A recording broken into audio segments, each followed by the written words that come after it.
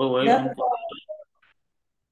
D'accord. Le webinaire est en cours. À vous l'antenne.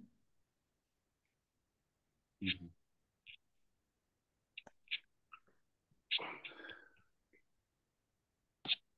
OK. C'est bon? Oui, c'est bon.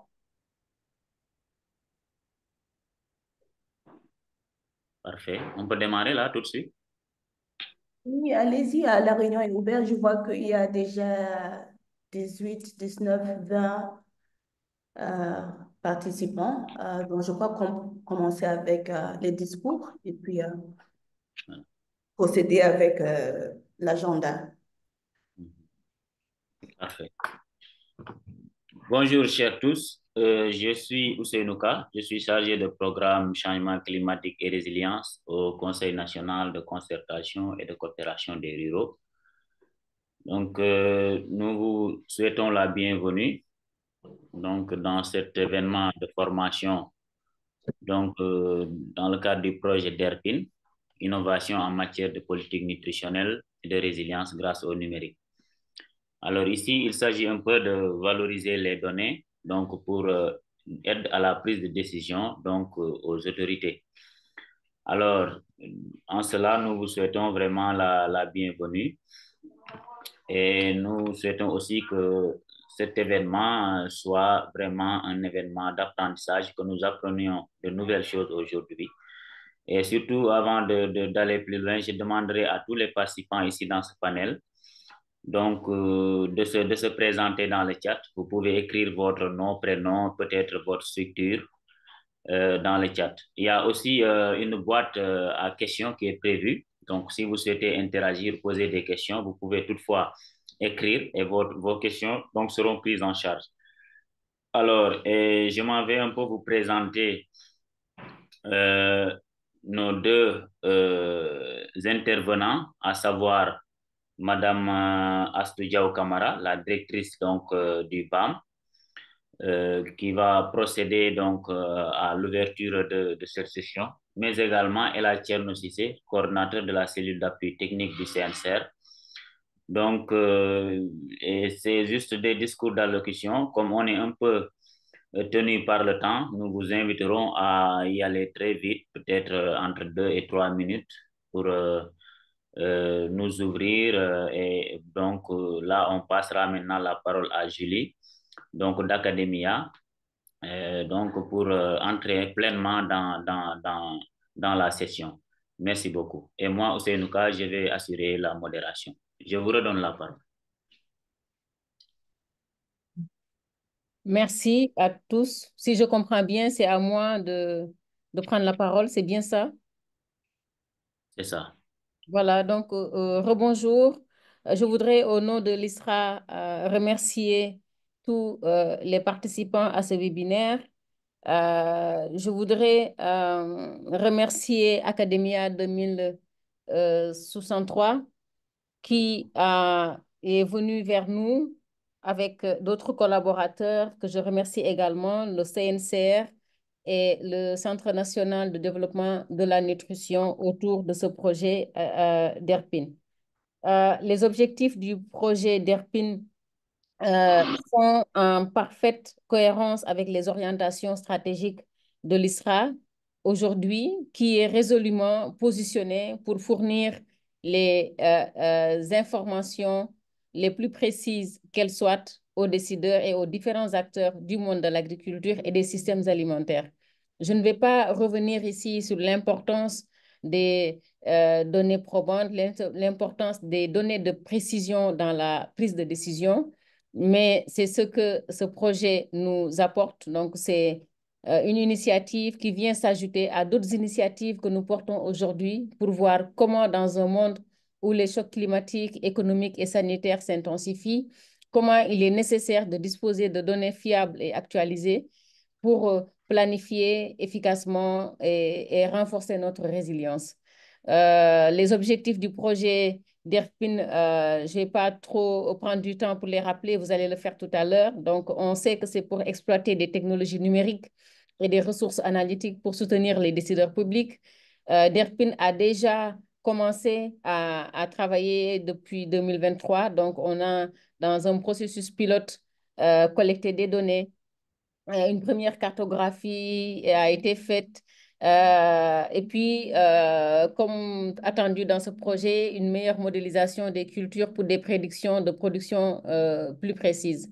Donc, le webinaire aujourd'hui va permettre de partager déjà ce qui a été fait, de discuter des applications potentielles pour orienter les stratégies et décisions futures, mais également de recueillir vos précieux commentaires pour affiner nos analyses et actions qui sont en cours.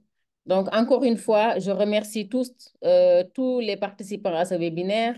Je réitère les remerciements de l'ISRA auprès de Academia et mes remerciements auprès de nos collaborateurs classiques qui sont le CNCR et bien entendu le Centre national de développement de la nutrition, avec qui on ne travaille pas encore beaucoup. Donc, nous remercions Academia pour cette mise en lien avec ces acteurs de la nutrition, avec qui nous pensons pouvoir beaucoup travailler dans les recherches autour du système alimentaire.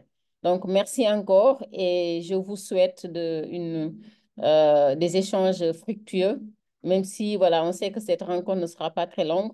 Nous savons que dans le processus à venir, dans les prochaines semaines, prochains mois, nous aurons encore l'occasion de rediscuter ensemble. Je vous remercie. Merci, Madame la directrice, pour cette belle présentation. Merci beaucoup et vraiment nous réitérons donc notre collaboration avec ISRA, donc qui n'est que bénéfique donc pour les producteurs et particulièrement aussi pour les décideurs. Voilà, merci beaucoup. Maintenant, je vais donner la parole à El Hadji Thierno Cissé. Donc, malheureusement, il n'a pas pu se connecter parce qu'on dit qu'il faut un numéro. Donc, mais là, je vais l'appeler. Je vais activer mon micro. Il va dire un mot rapidement, donc sans perdre de temps. Donc, sinon, pour moi, c'est plus pratique que d'aller lui donner le numéro de connexion pour qu'il...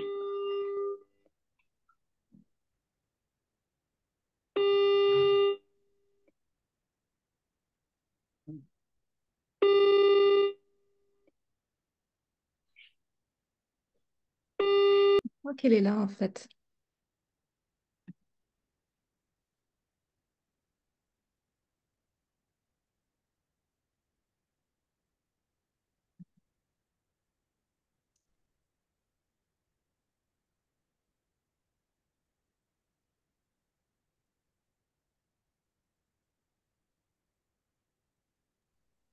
Coordinateur, si vous êtes là. On vous demande d'allumer vos caméras. C'est Voilà. pour voir les panélistes. Effectivement. Coordinateur, si vous êtes là, vous pouvez réagir directement. Apparemment, il avait un petit problème, donc on lui demandait le numéro donc pour pouvoir se connecter. Voilà, il est là. Bonjour. Voilà, ah, donc voilà, vous pouvez intervenir directement dans le panel, c'est bon? Effectivement, c'est parfait. D'accord, merci beaucoup. Oh là là là là là là, parti. Non, on vous entend, coordinateur. Ah d'accord, parfait, excellent. Donc, mes excuses à tous. J'ai eu des problèmes techniques pour vraiment me retrouver. C'est pour moi un grand opportunité de pouvoir vraiment renforcer la collaboration avec l'ISRA. Donc, après avoir vraiment salué tous ceux qui sont en ligne, le CNCR, en tant que mouvement paysan, qui, comme certains parmi vous le savent, a joué un rôle déterminant dans les politiques agricoles au Sénégal, est toujours très fier et content de pouvoir, en tout cas, lier des relations de travail avec des institutions aussi prestigieuses que l'ISRA. Dernièrement, d'ailleurs, on discutait avec la directrice Astou des perspectives qu'il faudrait qu'on qu'on construise pour vraiment renforcer nos relations. Et je pense que Delphin est une belle opportunité, de même que les autres, hein, Système Sahel, etc. Moi, je suis en train de me dire, et récemment, on a lancé une campagne qu'on a appelée Farmers Know Your Source. Donc, je considère que Delphin pourrait être une belle opportunité de faciliter, en tout cas, la mise en cohérence. Voilà, la mise en cohérence de toutes nos actions de collaboration entre l'ISRA et, en tout cas, le CNCR et effectivement les autres partenaires. Et vraiment, moi, je pense que au sortir de cette session, ce serait bon qu'il y ait une séance de travail pour établir et essayer de voir plus large, quoi.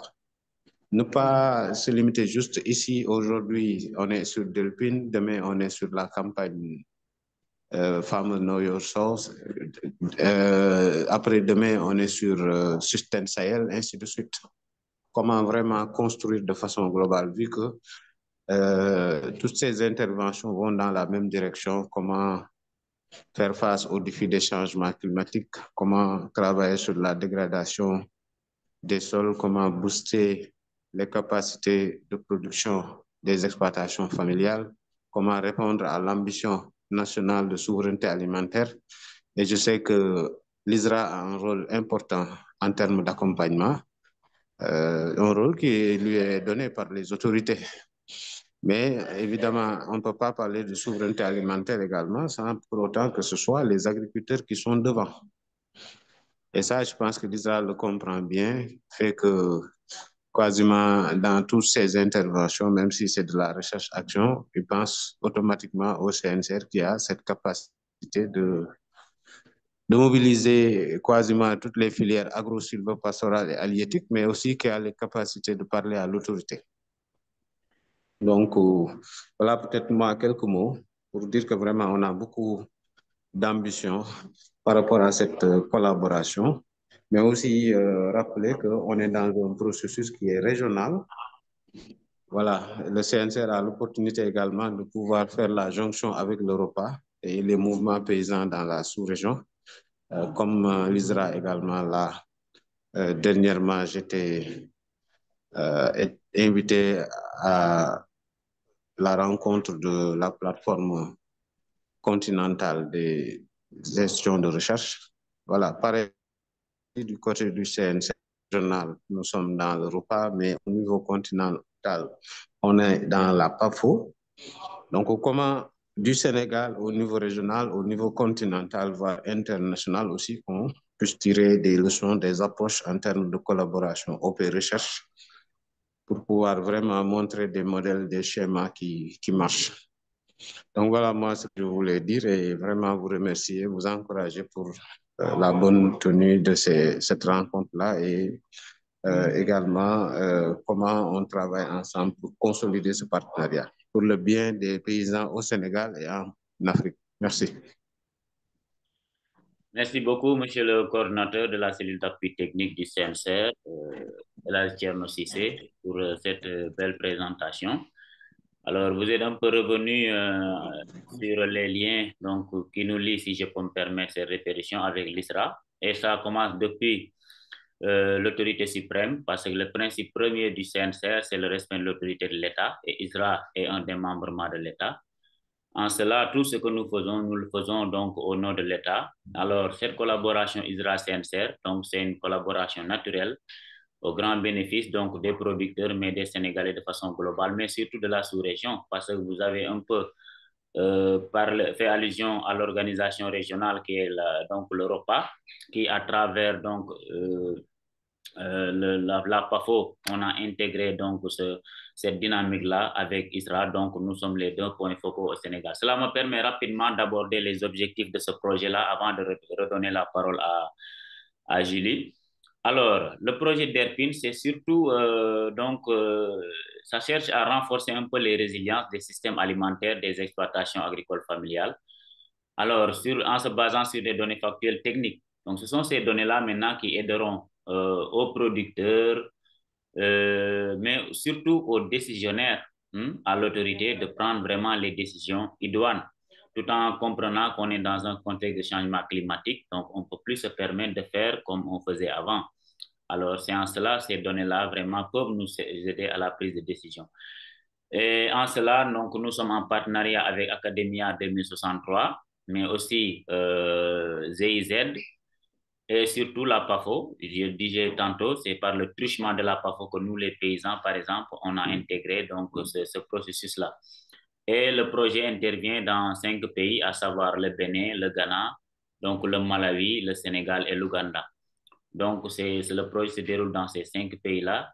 Et voilà, comme je l'ai dit tantôt, c'est vraiment accompagner les producteurs à mieux utiliser l'intelligence artificielle, donc à mettre à leur disposition ou bien à recueillir des données techniques émanant donc du terrain pour les remettre donc aux autorités pour qu'ils puissent vraiment faire des décisions éclairées concernant l'agriculture, mais l'adaptation de façon globale et la résilience.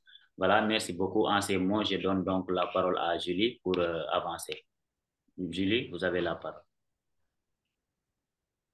Merci beaucoup, Ousseynou, et merci beaucoup aussi au coordinateur, Tcherno, et à la directrice, Astou, pour vos remarques. Merci beaucoup d'être ici avec nous dans le projet DERPIN, et merci aussi à tous les participants.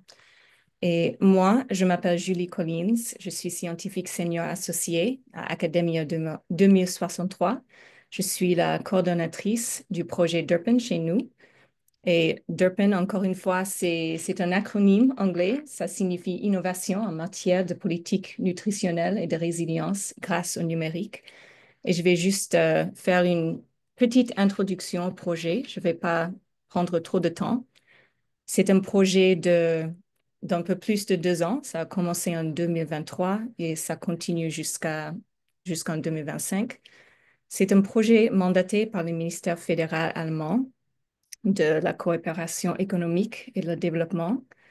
C'est exécuté pour le compte de la GIZ, l'Agence de coopération internationale allemande pour le développement, et c'est exécuté par nous, Academia 2063, en collaboration avec la PAFO et aussi avec les organisations membres de la PAFO régionaux et nationaux, et aussi des partenaires nationaux de recherche dans 5 pays, y compris le Sénégal. Et ce projet, bien sûr, ce projet est fait dans un contexte d'une forte exposition au changement climatique et aux autres chocs dans les pays africains, des chocs comme les pandémies, les conflits, les perturbations commerciales, etc. Et on sait qu'il y a non seulement une forte exposition au choc, mais aussi des niveaux qui sont déjà élevés de vulnérabilité et des capacités d'absorption qui sont plutôt faibles. Il y a aussi un accès limité à des données actualisées, fiables et désagrégées qui permettraient une planification et une préparation adéquate pour les crises. Donc, le projet est inspiré par le fait qu'il y a eu beaucoup d'avancées dans les technologies numériques et que ces technologies peuvent aider à identifier des solutions innovantes pour tous ces défis. Les objectifs du projet, c'est d'exploiter, améliorer et valoriser les données analytiques et les ressources numériques que nous avons au sein d'Academia 2063, de renforcer les capacités des gouvernements, du secteur privé et des autres acteurs de la chaîne de valeur, à concevoir des solutions pour la transformation durable des systèmes alimentaires. Donc, ça veut dire que c'est tous les décideurs qui sont ciblés par le projet, non seulement des décideurs politiques, mais aussi des décideurs du secteur privé, les exploitants agricoles et tous les acteurs. Et ces solutions devraient découler d'approches participatives pour garantir la pertinence et améliorer l'accessibilité et l'utilisation, y compris par les petits exploitants et les femmes. Et là, nous avons dans le projet une stratégie genre. On reconnaît que les femmes sont souvent sous-représentées dans les données et aussi dans les interventions agricoles, mais en même temps qu'elles sont confrontées aux obstacles disproportionnés pour accéder à l'information et aux technologies. Donc, on voudrait faire en sorte que les femmes aient accès aux résultats du projet, mais aussi que les résultats du projet permettent à tout le monde, à chaque décideur, homme ou femme, de mieux prendre en compte le genre dans leur stratégie et leurs décisions. Donc, le but, c'est que les planificateurs du gouvernement, du secteur privé et les petits exploitants agricoles disposent d'une meilleure capacité pour élaborer des politiques sensibles au genre et efficaces. Dans le projet, nous avons plusieurs axes de travail techniques dont mes collègues vont parler plus dans quelques minutes. Le premier axe, c'est l'adéquation en nutriments et la vulnérabilité. Et là, il s'agit d'estimer et cartographier l'adéquation de la consommation des nutriments et aussi à estimer et cartographier la vulnérabilité. Puis, il y a aussi un deuxième axe de travail qui concerne les données agricoles basées sur la télédétection et l'intelligence artificielle. Et là, l'équipe travaille sur la modélisation et la cartographie des cultures qui va aider à améliorer des prédictions de rendement et de production faites par l'IA. Et puis, ça va aussi permettre de faire des autres analyses sur les concentrations de gaz à effet de serre, sur la cartographie de zones propices à certaines cultures, la détection d'anomalies, etc. Donc, pour tout ce qui vient de ce travail technique, on va partager les résultats, les informations via des plateformes en ligne et aussi via d'autres produits et services qu'on développe. Et on va aussi organiser des événements d'apprentissage, comme on a commencé à faire aujourd'hui. Au Sénégal, le projet est exécuté en collaboration avec l'ISRABAM et le CNCR, qui est membre du ROPA et de la PAFO. Et comme la directrice a dit plus tôt, on a fait une collecte de données pilote l'année dernière et maintenant, il y a une collecte de données élargie qui est en cours maintenant.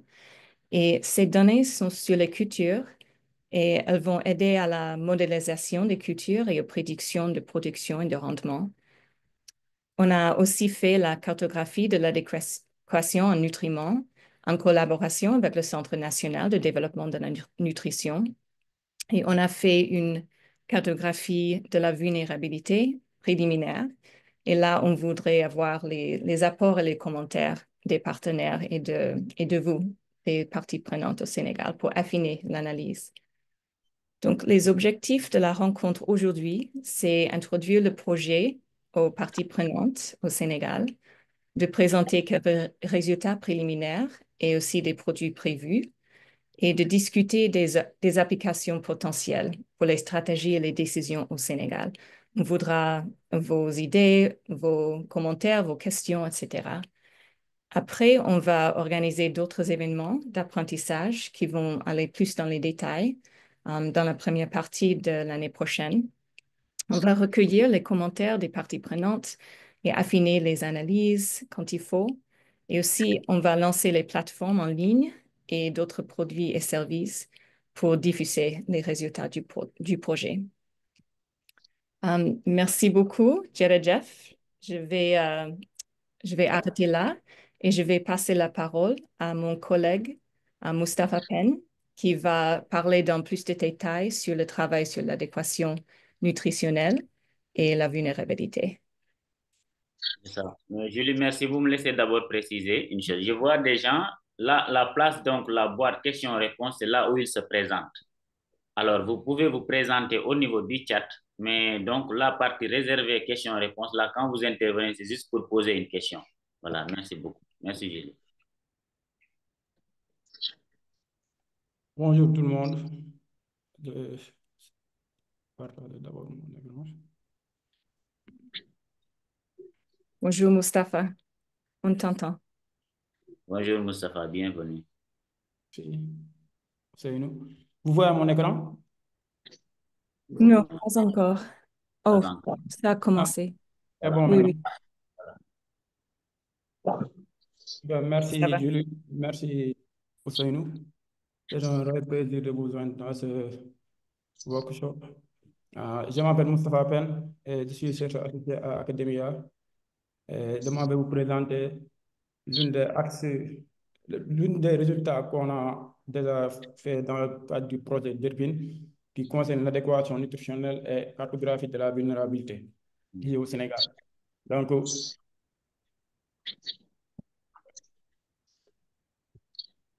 il faut savoir déjà que l'Académie a déjà, dans le passé, en collaboration avec le Conseil national de développement de la nutrition du Sénégal, a déjà mis en place, a déjà estimé l'adéquation des micronutriments au niveau des ménages sénégalais, aussi à un niveau géographiquement désagrégé, régional et départemental, dans le cadre du projet de transformation et commerce sensible aux enjeux nutritionnels. Donc ici, dans cette partie d'adéquation nutritionnelle, on va estimer et cartographier l'adéquation des nutriments au niveau national. Ensuite, identifier les principaux aliments contribuant à l'apport en nutriments et puis estimer la réactivité de la demande en nutriments aux variations des revenus et des prix des denrées alimentaires. Et la méthodologie utilisée pour cette analyse, d'abord, on a converti les données de la consommation alimentaire en consommation en équivalence nutritive. Et puis, la consommation nutritionnelle est comparée par rapport à l'apport nutritif requiert par la FAO ou l'OMS. Puis, ça va nous permettre de calculer les niveaux de moyens d'adéquation nutritionnelle. Et pour l'élasticité de la demande en nutriments par rapport aux revenus et au prix des denrées alimentaires, on a utilisé un modèle de demande quasi quadratique pour les estimer. Concernant les données utilisées seront les données plus de consommation des ménages. Et par rapport au apport nutritif, on a utilisé le tableau de composition des aliments de la FAO pour l'Afrique de l'Ouest, 2017-2018. Donc ici, dans ce tableau, on a utilisé 6 ou 12 micronutriments dans l'adéquation des ménages dans la zone rurale et urbaine et l'apport recommandé. Et on voit que, par exemple, que globalement, on voit que les ménages sénégalais sont relativement proches de la couverture totale de leurs besoins en protéines et en niacine. Par contre, la consommation, par exemple, pour la vitamine A en calories, ainsi que vitamine B12, les ménages consomment au moins 80%. Et concernant l'écart entre les zones urbaines et les zones rurales, on voit que, par exemple, pour la vitamine C, il y a une large différence entre la zone rurale et la zone urbaine, environ 30%. Et par exemple, pour les écarts entre les deux zones, pour le calcium, la vitamine B12 et riboflavine, on voit que les ménages de zone urbaine ont des apports nutriments pour ces dites micronutriments beaucoup plus importants que ceux qui sont dans les zones rurales. Et pour les autres micronutriments tels que le fer, le zinc et les folates, là, on voit que les ménages qui sont dans les zones rurales ont un apport beaucoup plus important que ceux qui sont dans les zones urbaines. Autre chose à remarquer, c'est que, par exemple, pour le calcium, on voit que l'apport des micronutriments est carrément faible, presque pour tous les ménages, environ moins de 50%. Et la différence aussi entre les zones urbaines et rurales aussi est en faveur des ménages qui sont dans le milieu urbain. Dans ces deux cartes, on a essayé de représenter le niveau d'adéquation des nutriments par zone et par département. Ici, c'est le cas de la calorie et on voit que la distribution de la consommation de la calorie, par exemple, le niveau le plus bas, c'est moins de 70% dans les zones rurales, principalement dans le département de Mour. À part le département de Mour, sur tous les autres départements, dans le milieu rural, on a un niveau d'adéquation élevé. En plus de calories, on a aussi présenté, par exemple, le calcium sur l'étendue du territoire national. Et on voit que les carences en calcium sont les plus sévères et les zones rurales de plusieurs départements présentent des niveaux d'adéquation inférieurs à 30%. Et on voit qu'aucun département ne présente des niveaux d'adéquation supérieurs à 70%. En plus du calcium, ici on présente un niveau d'adéquation de la vitamine B12 avec un niveau d'adéquation élevé de plus de 50% dans les zones urbaines, à part le département de Kébémer et Linguère. Par contre, en milieu rural, il y a une forte variation significative. Par exemple, le niveau d'adéquation est important dans les régions dans la région de Tamba, mais aussi au sud du Sénégal, dans la région de Casamance. Mais aussi, on voit que le niveau d'adéquation est assez faible dans le département de Louga, mais aussi dans les régions de Matam, c'est-à-dire Ranérou, Kanel et Matam. Donc, sur cette slide, on a listé quelques micronutriments et cité aussi les différents produits, les différents produits qui sont riches en.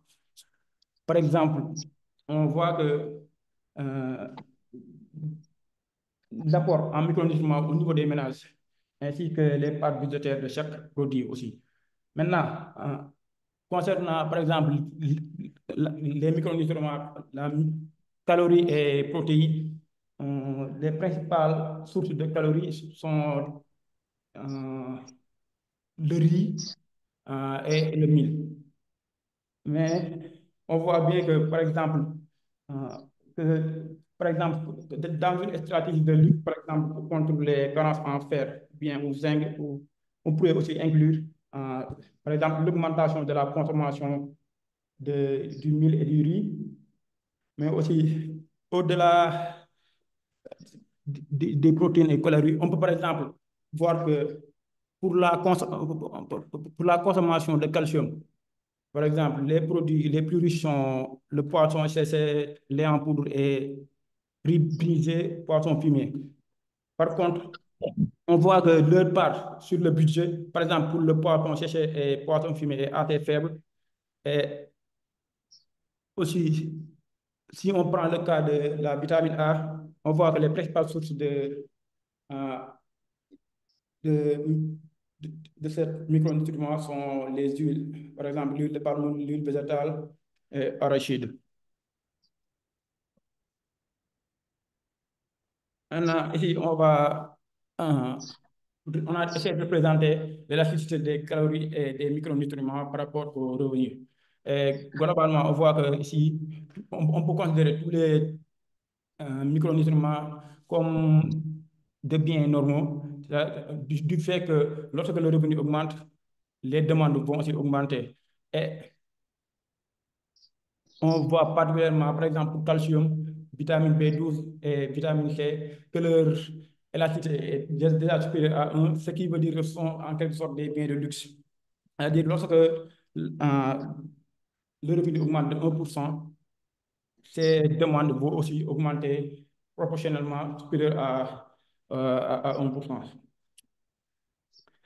Au-delà de l'élasticité de revenu, ici on représente l'élasticité des prix des calories et des micronutriments. Donc ici, on a pour les zones rurales et les zones urbaines, on voit par exemple pour la demande de vitamine A, qui est sensible au prix de l'huile, et qui est en concordance avec ce que l'on a montré sur le tableau, c'est-à-dire le fait que les huiles sont une des principales sources de produits qui sont riches en vitamine A. Et lorsque le prix de l'huile augmente, la demande en vitamine A va aussi diminuer et à une proportion beaucoup plus importante.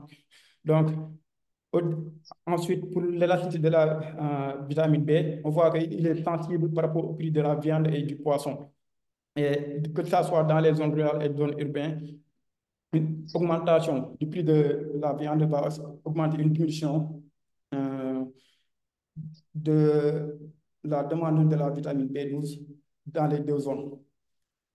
En abondant dans ce même sens, on voit aussi que pour les demandes en d'autres micronutriments, lorsqu'il y a une augmentation des prix légumineuses, par exemple, dans la zone rurale, on voit qu'il y a une diminution presque pour plusieurs demandes en micronutriments, par exemple le niacine, la niacine, et folate et zinc. Tandis que dans les zones urbaines, les demandes en produits ne sont pas trop sensibles par rapport au prix des légumineuses. Maintenant, l'autre partie concerne des résultats concernant la vulnérabilité. Et ici, pour la vulnérabilité, on a considéré un indice qui va prendre en compte 4 dimensions sociales, économiques, environnementales et sanitaires. Donc, cet indice va nous permettre d'estimer, ça va nous permettre de cartographier la vulnérabilité des ménages selon les régions. Étant donné qu'on sait que quand il y a un choc, l'impact, souvent il y a une différence entre deux régions, d'une région à une autre. Maintenant, la méthodologie utilisée, par exemple, pour l'aspect économique, il y a une partie insécurité alimentaire qui concerne les dépenses alimentaires par habitant. Et pour la partie qualité des systèmes de santé, cette dimension, on va prendre en compte les soins de santé maternelle. C'est-à-dire ici, on va avoir la proportion de femmes qui ont reçu une aide de santé professionnelle durant le dernier accouchement.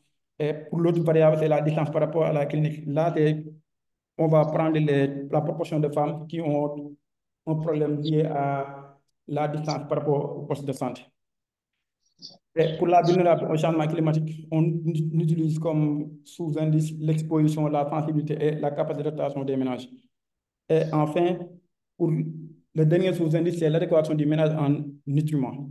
Donc, ici, avec tous ces 4 sous-indices, on va les utiliser pour composer un indice qui va nous permettre de mesurer la vulnérabilité et ensuite les classer en 4 catégories, beaucoup plus, moins, ou beaucoup moins vulnérables par rapport à la moyenne ou nationale ou régionale. Maintenant, ici, par exemple, c'est la vulnérabilité du système de santé et on voit, par exemple, que les zones les plus vulnérables, c'est dans la région de Matam, Tambacounda, Kolda et Kédougou. Et pour les moins vulnérables, dans cette zone, on voit Dakar, Thiès et Ziguinchor. Et concernant l'adéquation nutritionnelle moyenne, ici, les zones les moins vulnérables, c'est Louga, Kaffrine et Fatick. Tandis que les ménages qui sont dans la région de Tambacounda, Kédougou et Ziguinchor sont les plus vulnérables. Maintenant, concernant le sous-indice de dépenses alimentaires par habitant, les 2 régions les plus vulnérables, c'est Kédougou et Ziguinchor. On accélère, Moustapha, on accélère.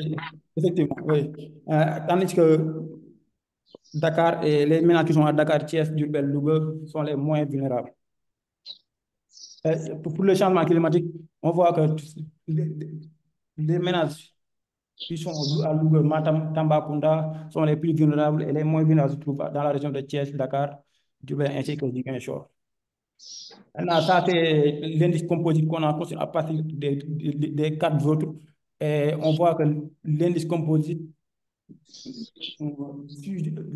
le même ordre que les 4 autres, avec les régions les moins favorables, les moins vulnérables, Dakar, Thiès, Diourbel, et les plus vulnérables sont les ménages qui sont dans la région de Tamba, Kédougou, Kolda et Matam. Maintenant, Academia a déjà pour le moment essayé d'implémenter ces résultats dans une plateforme qui va nous permettre de visualiser ou bien cartographier les indices de vulnérabilité, que ce soit l'indice de vulnérabilité composite ou bien les 4 sous-indices.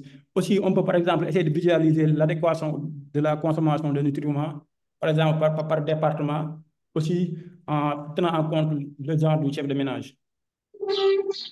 Et dans la même plateforme, on peut aussi faire des exercices de simulation sur le revenu, mais aussi sur le prix des produits pour voir comment va réagir la demande des micronutriments.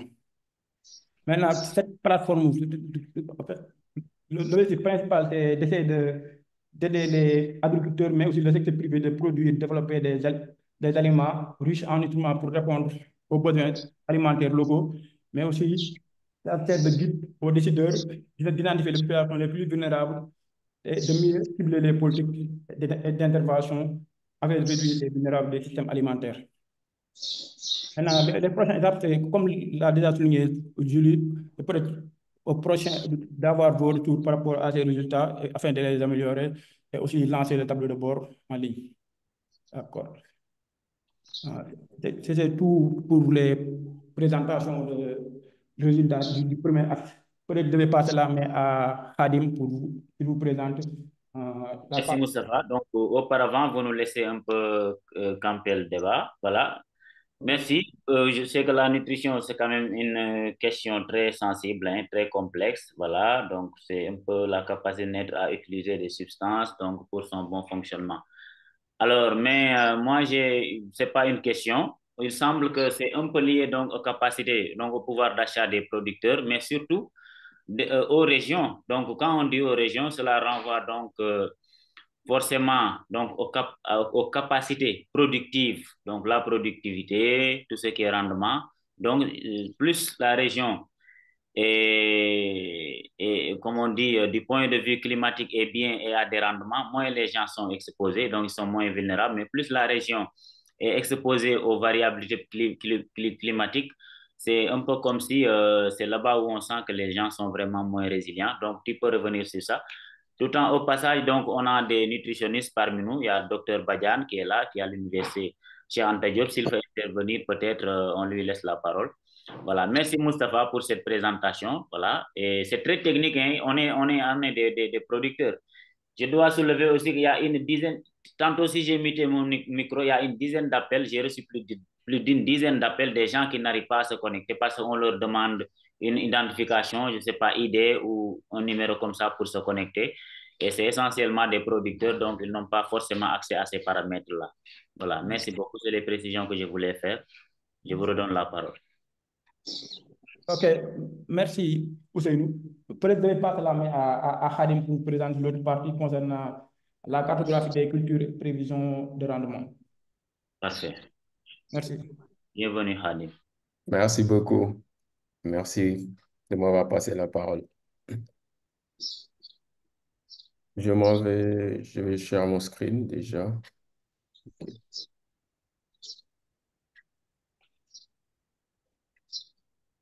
Il y a 2 questions. Je peux les lire en attendant, Khadim, le temps que tu termines. Oui, oui. Voilà. Donc, il y a une question de... Bon, il n'a pas donné son nom, c'est un spectateur anonyme. Il dit bonjour. Donc, la première question, je voulais demander, est-ce qu'il y a une plateforme en ligne dédiée à ce projet pour permettre aux managers, donc bailleurs et autres acteurs étatiques, organismes ou gouvernements, désireux d'avoir des informations dans ce sens? Donc, c'est la première question.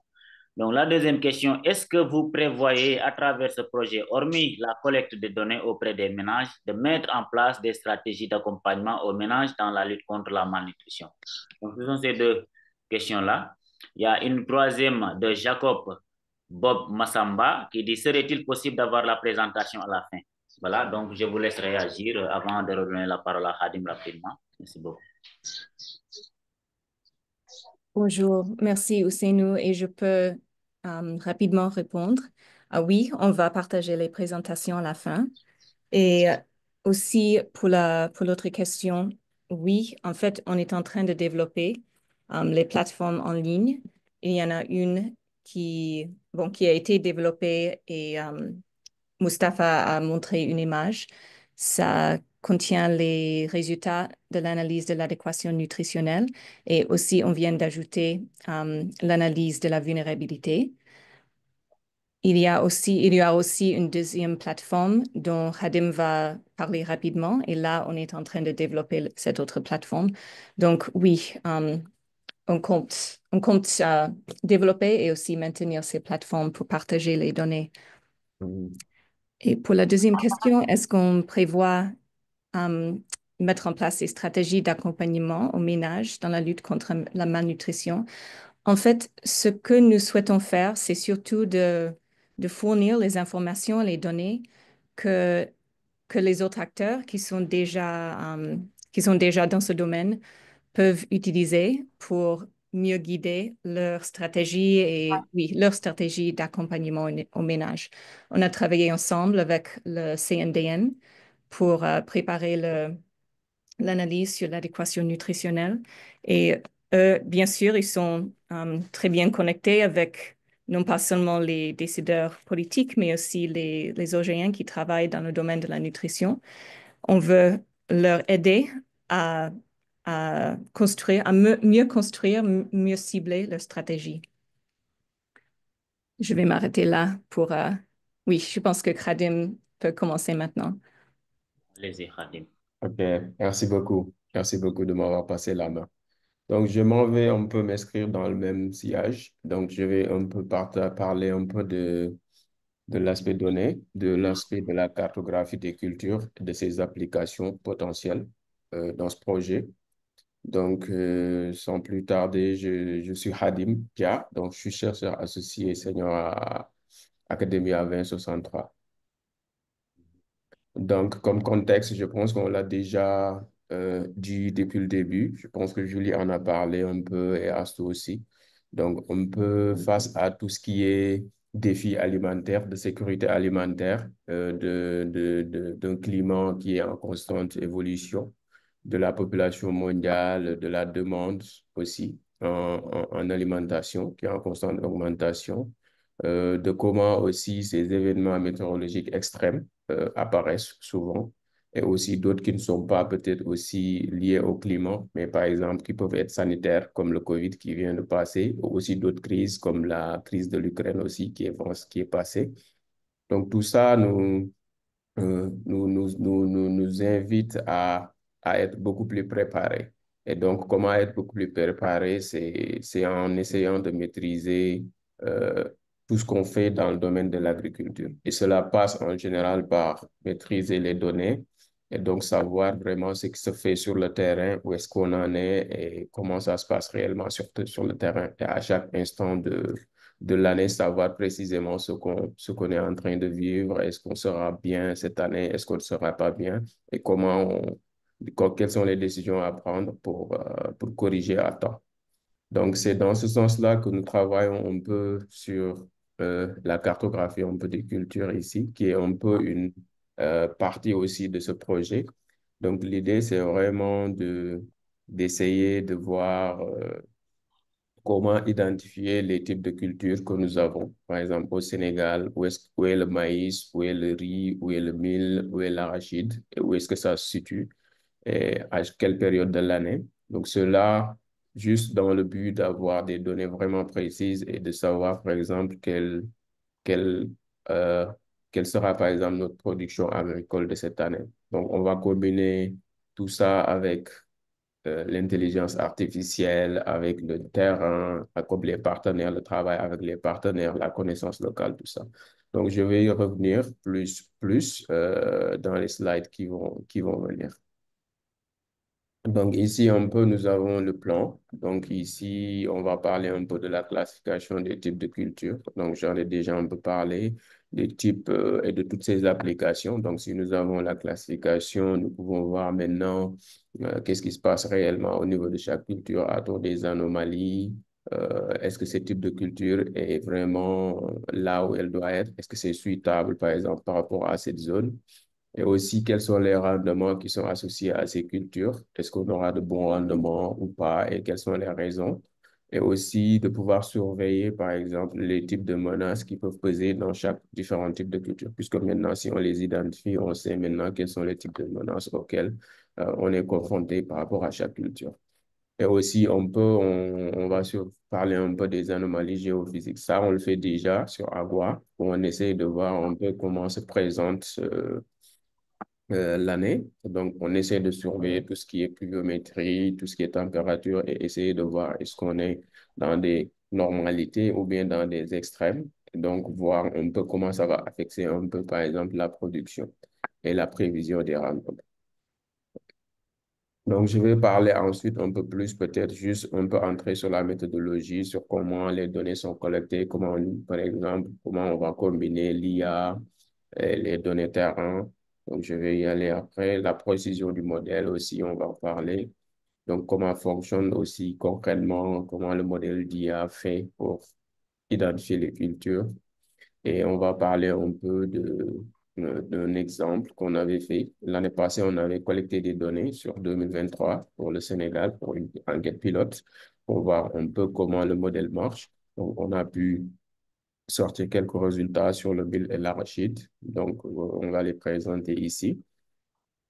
Donc, tout ça aussi, si on le fait, on sait que c'est à des fins de prise de décision et aussi à des fins d'aider à plus euh, d'aider plus les organisations, les farmers, euh, les agriculteurs à avoir une idée beaucoup plus précise de ce qui se passe sur le terrain.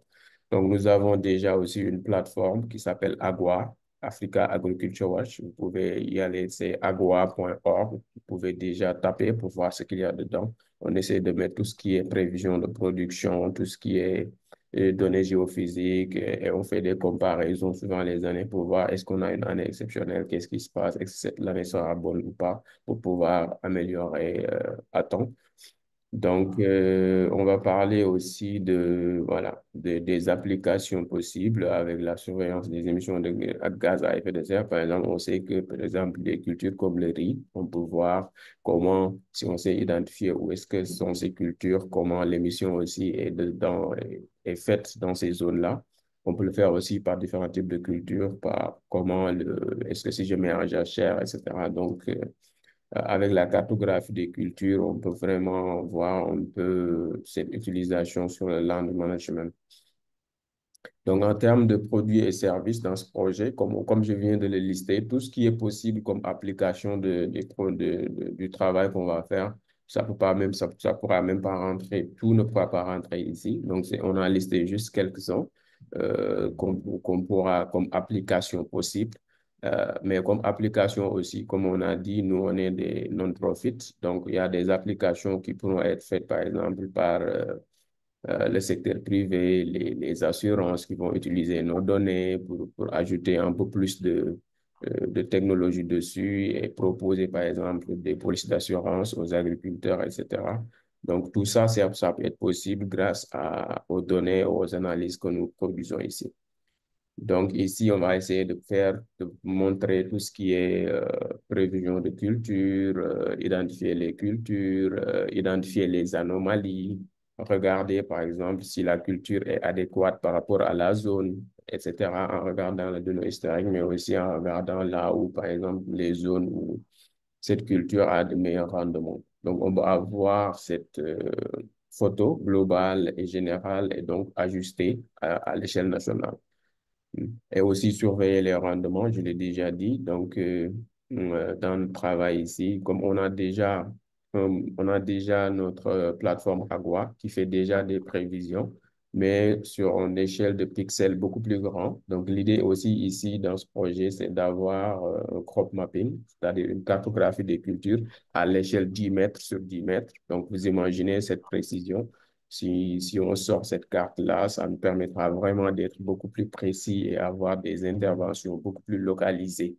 Parce que des fois, quand le pixel est grand, quand on fait des choses à l'échelle agrégée, on ne voit pas forcément cet aspect de variabilité au niveau local. Donc, on a tendance à globaliser. D'accord. Donc, pour les produits et services, comme on vient de le dire, donc on pourra développer par rapport à ça des applications qui pourront faire, si on sait identifier les cultures, on pourra voir maintenant quels sont les types de maladies qui les affectent. Donc, ça va être une autre couche d'analyse qui vient s'ajouter, qui est rendue possible par la cartographie des cultures. Aussi, regarder, par exemple, si on a la culture, on peut surveiller le NDVI, la santé, regarder ce qui se passe, est-ce qu'on a des stress, etc. Comment ça réagit, par exemple, si les données géophysiques montrent une sécheresse, par exemple, comment ça se traduit sur le terrain par rapport aux différents types de cultures. Comment, par exemple, cette culture-là va émettre au-dessus des gaz à effet de serre, surveiller un peu ce qui se passe au-dessus de ces cultures et donc voir les émissions, les profils des émissions et aussi, c'est ça. Donc, tout ce qui est données géophysiques, ça, c'est déjà fait. On l'a déjà sur Agua. Et comme je viens de le dire, vous pouvez le visiter sur notre site Agua déjà. Donc, l'idée, c'est ça. Donc, l'idée de la cartographie des cultures, c'est vraiment, comme vous le voyez ici, c'est d'avoir à gauche ici, on a une image Google Maps, une image comme bien claire. Donc, l'idée, c'est de voir maintenant après euh, d'enlever tout ce qui n'est pas champ de culture, tout ce qui n'est pas culture. Donc ici, en jaune, par exemple, on a enlevé tout ce qui n'est pas culture. Donc ici, c'est un premier masque qu'on applique. Et maintenant, après, maintenant, tout ce qui reste, maintenant, on sait que c'est des cultures. Donc maintenant, le défi, c'est de savoir c'est quel type de culture. C'est là où, par exemple, le crop type, le cartographie des types de cultures, cette méthodologie a tout son intérêt.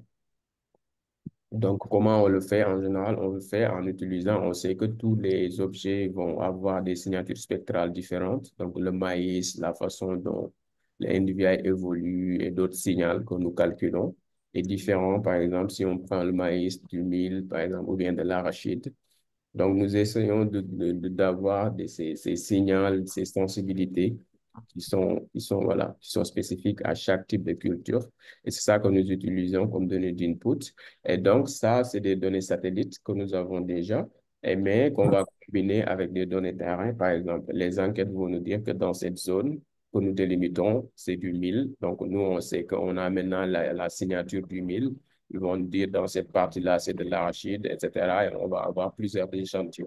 Donc, une fois combiné, donc on donne tout ça à la machine qui sait mieux, comme on a dit, l'intelligence artificielle est beaucoup plus capable de reconnaître ces différences-là. Donc, on lui apprend à reconnaître le mil, le maïs, etc. et par rapport aux données terrain. Donc, tout ça, c'est en collaboration, on va dire, avec la DAPSA, qui ont déjà fait un excellent travail sur le terrain. Donc, une fois maintenant que la machine sait identifier le mil et le maïs, donc on pourra étendre et à chaque fois de l'année, on pourra juste appliquer le modèle pour voir où est-ce qu'on en est, où se trouve le mil, où se trouve le maïs, sur tout l'étendue du territoire national. Donc, c'est ça, on est satellite avec données terrain et que nous combinons. Donc, c'est, pour faire simple, c'est un peu ça. Et tout ça, nous donnons ça à notre modèle d'IA que nous entraînons pour identifier vraiment les types de cultures.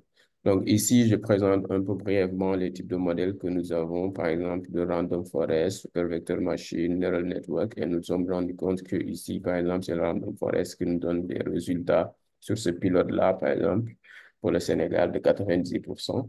Donc, imaginez que si on a maintenant plus de données sur tout l'étendue du territoire, beaucoup plus de données, donc Moi, Khadim, Random Forest, est-ce que tu veux nous dire ça en français pour que les gens comprennent tout de suite avant d'attendre jusqu'à la fin? Oui. ça va être compliqué de dire ça. Ah bon? Ok, vas-y. Je vais Forêt dire, aléatoire. Oh, bon, on va dire forêt aléatoire, mais c'est juste, l'idée, c'est juste c'est des modèles qui nous permettent juste de dire, par exemple, pour faire simple, pour ceux qui ne comprennent pas peut-être l'IA, par exemple, quand on apprend à un enfant à reconnaître, par exemple, un chat, c'est parce qu'il a déjà vu un chat. Donc, s'il voit un autre chat, il va dire c'est un chat, juste parce qu'il l'a déjà vu. Donc, ici, les modèles d'IA, vraiment, c'est le principe, c'est ça. On leur montre, par exemple, beaucoup d'images de mille, parce que nos enquêteurs sont allés sur le terrain, regarder, nous dire, par exemple, ça, c'est du mille, cette superficie-là, c'est du mille. On associe ça maintenant aux signatures des satellites. Donc, on a pu voir, montrer au modèle beaucoup de mille. Donc maintenant, quand il va voir maintenant ailleurs, ça c'est du mille. champ de mille, tout de suite, il comprend que ça, c'est un champ de mille parce que je l'avais déjà vu à Matam. Exactement, parce que nos Ah, enquêteurs étaient allés sur le terrain et ont pu maintenant voir les champs de mille, etc. Donc plus on a de données, donc plus c'est ça, plus on a de données maintenant, plus on lui montre de champs de mille, plus il va être précis. Donc imaginez que 86%, c'est par rapport aux données pilotes que nous avons fait avec l'ISRA. Donc maintenant, on est en train d'étendre la collecte des données pour avoir plus de données, donc plus d'exemples. Ça veut dire que si on a plus d'exemples, on lui montre plus d'exemples. Donc, il sera beaucoup plus précis et sera meilleur, par exemple, pour reconnaître, par exemple, le mail.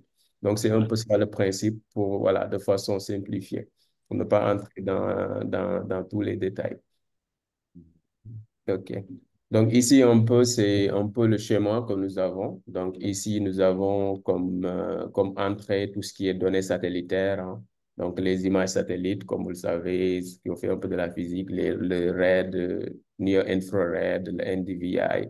Donc on prend tout ce qui est données satellites et puis on combine ça avec les données terrain, donc la réalité sur le terrain, puisqu'on ne sait pas c'est quoi le mille à l'avance. Il faut qu'on aille vraiment sur le terrain pour le dire. Et c'est, par exemple, les enquêteurs avec l'ISRA qui ont fait ce travail-là, qui ont collecté ces données.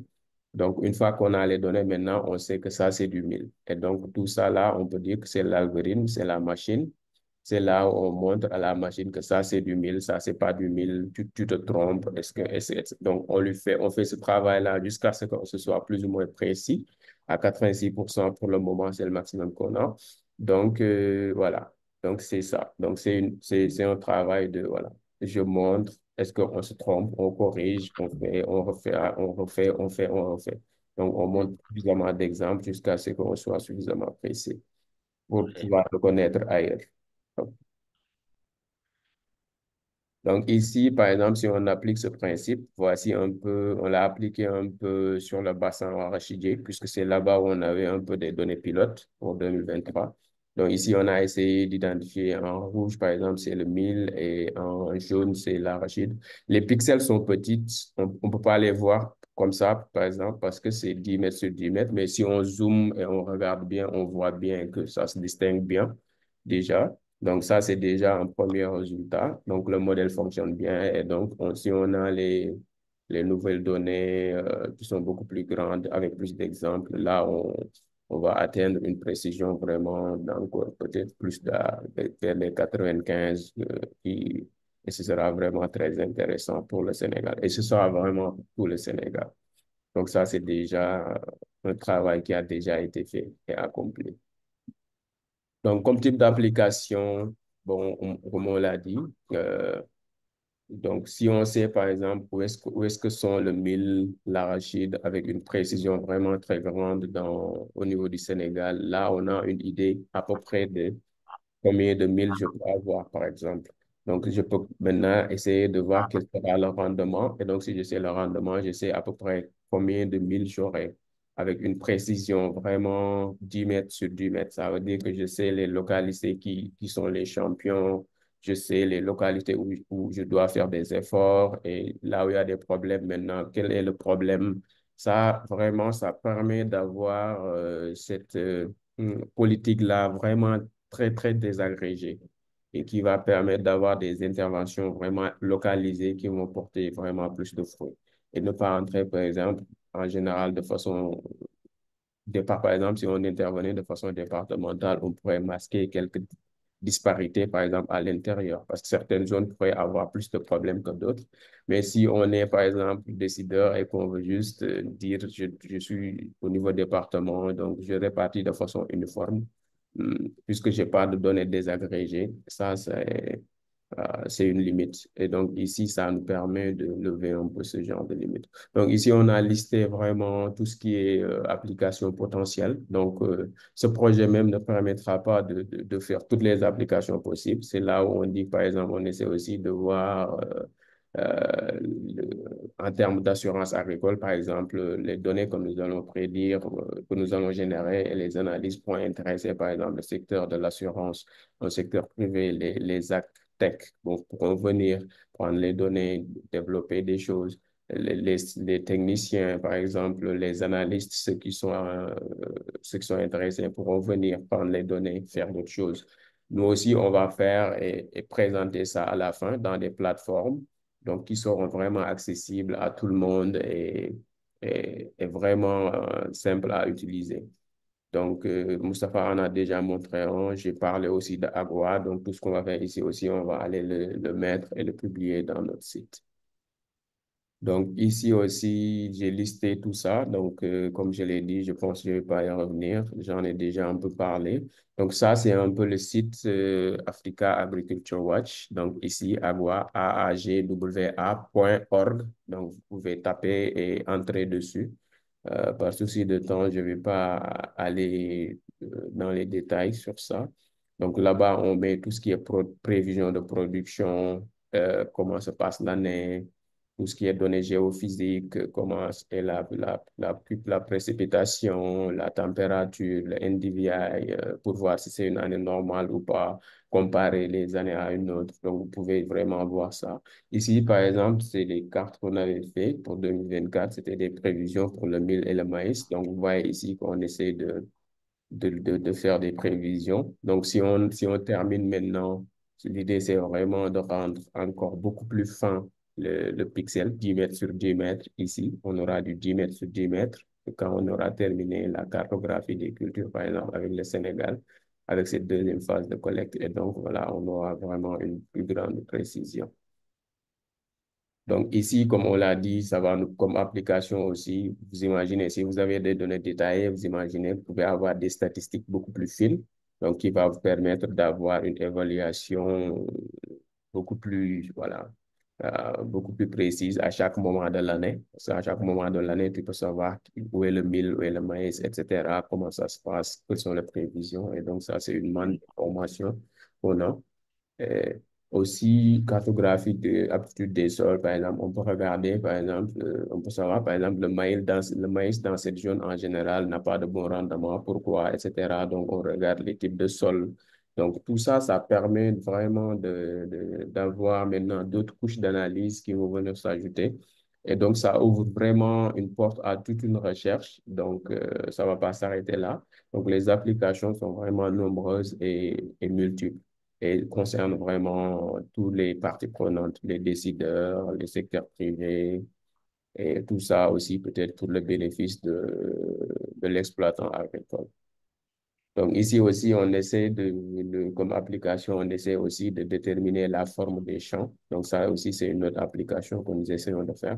Juste pour être beaucoup plus précis, par exemple, des fois, on peut voir que ici, c'est une image originale, donc on essaie de déterminer la forme des champs. Si on a la forme des champs, vous imaginez, on sait ce qu'il y a dedans, on est encore beaucoup plus précis.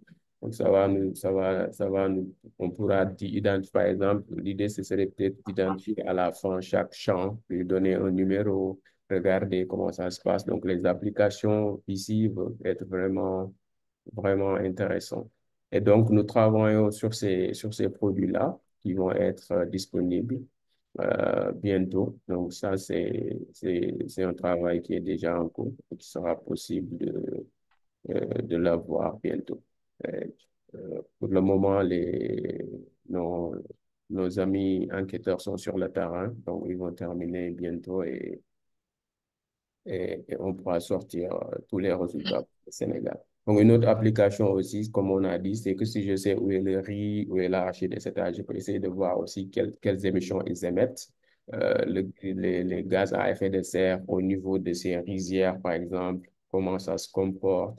Et donc, voir un peu une idée de l'écologie, donc voir comment je pollue moins, comment faire des actions. Donc, au moins, on a une idée de comment le land use affecte le greenhouse gas emission. Si je mets un jachère, est-ce que j'ai plus d'émissions? Qu'est-ce qui se passe? Donc, tout ça, ça permet d'ouvrir aussi d'autres portes. Donc, comme on a dit, les applications vraiment sont multiples. Donc, je vais un peu résumer. Donc, ici, c'est un peu ce que nous essayons de fournir au niveau de DERPIN, carte de classification des types de cultures, les anomalies, la suitabilité, les prévisions de rendement. Donc, voir un peu les anomalies géophysiques, la surveillance aussi, c'est un type d'application qui pourra être faite. Donc, c'est ça. Donc, tout ça au bénéfice des stakeholders. Par exemple, pour les décideurs, ça va aider à la prise de décision. Pour notre plateforme Agua, on va être beaucoup plus précis. On sera à 10 mètres sur 10 mètres pour le bonheur des prises de décision et des analystes, mais aussi des agriculteurs. Donc, cartographie de la suitabilité des sols. Donc, si on sait là où sont les bons rendements, on sait associer les facteurs géophysiques et tout ça. Donc, ça aussi, on saura les générer. Donc, voir aussi quelles émissions il fait. Et aussi, avertissement, le early warning system. Donc, alerte précoce. Donc, pour voir, par exemple, cette année, on sait que par exemple, dans cette zone, il y aura peut-être, ça ne se présente pas comme ça se devait.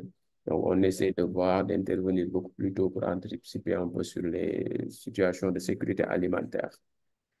Donc, voilà, la situation du climat. Donc, ça aussi, voir quelles sont les pratiques qui émettent le plus, puisqu'on les saura, le management, et voir maintenant comment apporter des solutions dessus.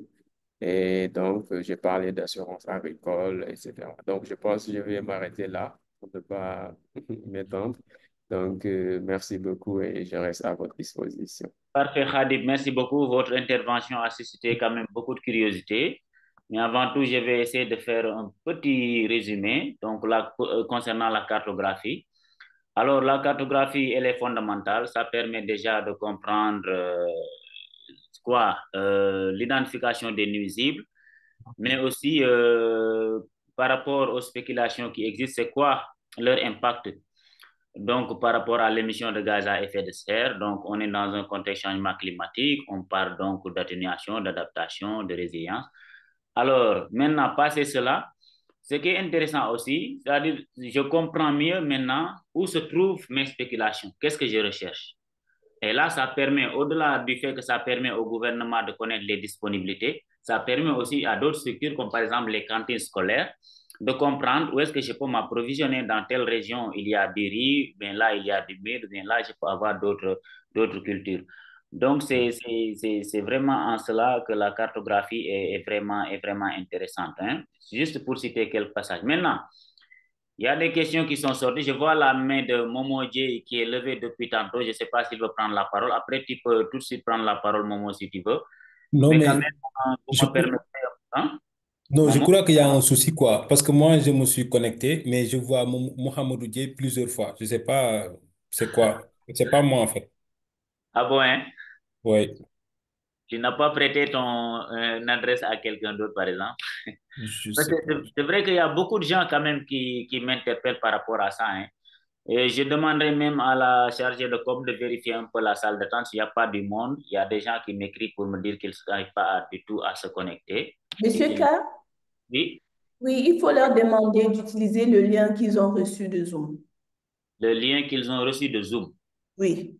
Parfait, d'accord. Bon, on s'attire vers la fin, mais quand même, ça nous laissera un peu le temps de revenir un peu sur les questions qui ont été posées. Alors, comme je l'ai dit tantôt, ça a suscité pas mal de curiosité. Il y a déjà Jonathan qui dit que ça, c'est une belle initiative, surtout la cartographie qui va permettre un peu la rotation culturelle, bien sûr. Jonathan revient aussi avec les données donc environnementales. Il demande si c'est disponible sur Agua. Effectivement, c'est ce que Khadim a dit, c'est déjà là. Maintenant, si c'est téléchargeable en shapefile, ça veut dire en fichier d'expédition. Là, Khadim, peut-être, il peut répondre par rapport à ça. Il y a Aliou qui dit est-ce que la résolution maximale des images satellites utilisées? Non, c'est quoi? Voilà. Quelle est la résolution? Bon, Hadim a parlé de 10 mètres, mais toutefois, tu peux revenir pour approfondir. Il y a une autre question. Est-ce possible de prévoir un petit résumé narratif en langue locale pour les participants producteurs des deux présentations à ce niveau? C'est un peu technique. Chef Sadibou Pen, là, c'est une belle initiative. Bon, on sait qu'on traite avec des producteurs. Malheureusement, on est coincé par le temps. On n'a que 1h30 au grand maximum pour toute l'activité. Mais quand même, l'idéal aurait été qu'on puisse faire un petit résumé en Wolof pour que les gens puissent comprendre. Mais c'est une question. J'espère que donc ces documents, on peut les traduire à langue locale ou bien les mettre à la disposition de ces producteurs-là pour qu'ils puissent les valoriser. Il y a Alpha Sadougano, que je connais bien, c'est un journaliste, il est à Kolda.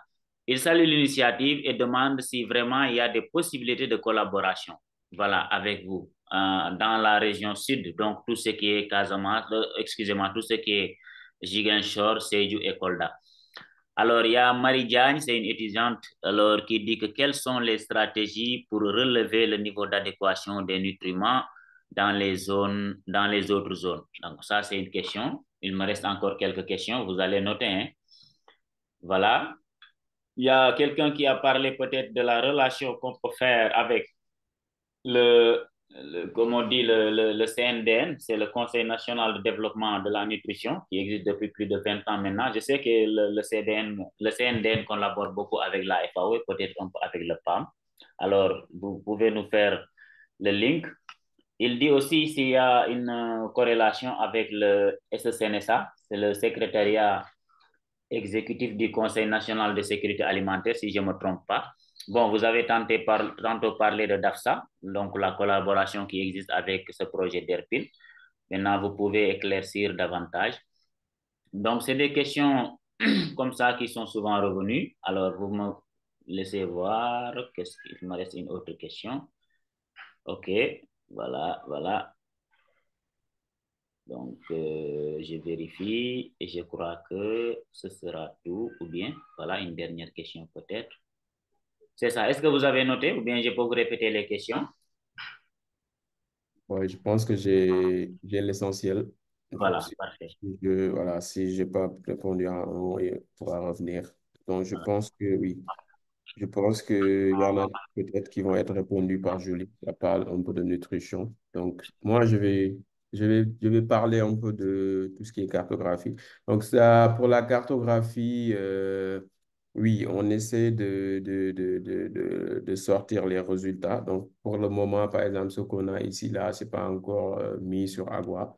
Mais sur Agua, vous avez tout ce qu'on a fait jusqu'en 2024. Donc, sur Agua, vous pouvez entrer, vous pouvez télécharger, vous pouvez télécharger tout ce que vous voulez. Par exemple, vous pouvez télécharger des TIFF, mais par exemple, au niveau shapefile, on n'a pas encore pour le moment, mais vous pouvez télécharger le CSV qui va être associé au shapefile. Par exemple, si vous avez des données que vous voulez qui sont au niveau département, on sait que le shapefile au niveau département du Sénégal existe déjà. Donc, on est allé jusqu'au niveau 2 pour chaque pays. Donc, pour chaque pays, ces shapefiles sont publics. Donc, ce que vous voulez ajouter, c'est juste les données, par exemple, au niveau département. Et ça, on l'a déjà, c'est désagrégé au niveau département. Donc, il suffit juste de faire le lien. Et voilà, je pense que si celui qui parle de shapefile saura vraiment faire ça. Parce qu'on n'est pas allé jusqu'au niveau qui est, pour le moment, en deçà de la division administrative connue des pays. Donc, mais peut-être mais on fait un mince l'effort de mettre les TIF. Donc, si tu as les TIF, tu sais que tu vas aller jusqu'au niveau que tu veux après, selon les besoins de ton analyse. Vous pouvez aussi toujours écrire sur Agua. On essaiera de répondre au maximum aux requêtes. Donc, on a souvent des requêtes un peu spécifiques. Mais en général, tout ce qui est sur Agua est téléchargeable. Il suffit juste de cliquer et puis vous avez toutes les données qui sont gratuites. Et voilà. Et nous mettons, ce que je disais, que nous mettons à jour régulièrement. Donc, chaque fois, on a de nouvelles données. Pour la résolution, ici, pour la cartographie des cultures, oui, c'est 10 mètres sur 10 mètres. Donc, nous essayons vraiment d'aller sur 10 mètres sur 10 mètres. Donc, c'est un travail un peu, voilà, comment on va dire, cher. On en est où présentement, Khadim? Donc, Oui. si on essaie d'aller vers 10 mètres. Oui, pour le moment, on avait par exemple, le plus, parce que ce qu'on avait comme masque, c'était peut-être sur 10 mètres, sur 10 kilomètres. Mais ça, c'est un travail technique où on faisait des modèles comment ça s'appelle encore, un peu de réallocation. C'était plutôt des modèles de réallocation qui sont utilisés. Et ces modèles ce ne sont même pas du pays en général. Donc, d'où est venue l'idée de développer des modèles, des cartographies spécifiques au modèle. Parce que le masque, par exemple, si on te dit que le masque, c'est 500 mètres sur 500 mètres, tu es bloqué par cette résolution-là, quoi que tu puisses faire. Donc, même si les données géophysiques, la pluviométrie, la température, tout ce que tu as après, c'est au niveau 10 mètres sur 10 mètres. Donc, c'est ça où c'est vraiment, comment on va dire, le prétexte pour ce projet, c'était vraiment d'aller créer cette cartographie des cultures de 10 mètres sur 10 mètres. On a déjà un premier résultat. Donc, on attend, comme on a dit, ils ont presque terminé la seconde collecte. On a ces données, on fait une autre carte de 10 mètres sur 10 mètres sur le Sénégal. Et donc là, on va être encore beaucoup vraiment plus précis pour tout ce qui est cartographie. Donc, c'est vraiment le prétexte de ce projet. Donc, si on a 10 mètres sur 10 mètres, là, on ne sera pas à l'échelle, par exemple, de 500 mètres, etc. Donc, on Donc, sera vraiment beaucoup plus précis. Voilà, c'est ça l'idée. donc, plus ça se réduit, plus ça se précise. Exactement. Mais on sait qu'on a de petites exploitations en général en Afrique. Donc, vraiment, c'est le prétexte. Donc, C'est l'idée, c'est surtout ça. C'est Mhm. surtout ça. Donc, c'est de petites exploitations. Donc, plus ça s'amenuise, plus ça se précise. Merci. Et pour l'aspect communicationnel, c'est toi ou Julie qui va réagir un peu? Est-ce qu'on fait en termes de communication? Déjà, je sais que ça, c'est une partie de communication, c'est une forme de communication, mais qu'est-ce qui est autrement prévu par rapport à la communication par le projet? Oui, je pense que je peux commencer et Julie peut ajouter. Donc, par exemple, ici, comme on a dit, tout ce qu'on fait, on fait pas seulement des calculs, mais en général, on essaie de rendre ça vraiment simple à utiliser. C'est pour ça que c'est d'où l'idée, par exemple, d'avoir des plateformes où on met toutes nos données au final, etc., etc. Mais je comprends l'idée de d'utiliser en langue locale aussi était apparue quelque part. Mais Ouais. aussi, oui, mais aussi, je pense que ça aussi, ça nécessite qu'on travaille encore plus avec vous pour voir quel est le meilleur channel sur la fin. Mais en termes de produits et services, on essaie vraiment de mettre tout ça au moins sur la langue officielle du pays, au moins. Et donc maintenant, s'il y a un effort à faire, par exemple, au niveau pour que ça atteigne les agriculteurs, on a prévu de faire des capacity strengthening, des séances avec les agriculteurs pour présenter un peu ce qu'on fait. Et donc, j'imagine que dans ces cas-là, ce sera sûrement, il y aura un peu faudra s'adapter par rapport à la langue, mais aussi d'avoir des relais qui vont plus ou moins, puisque nous, on ne pourra peut-être pas aller parler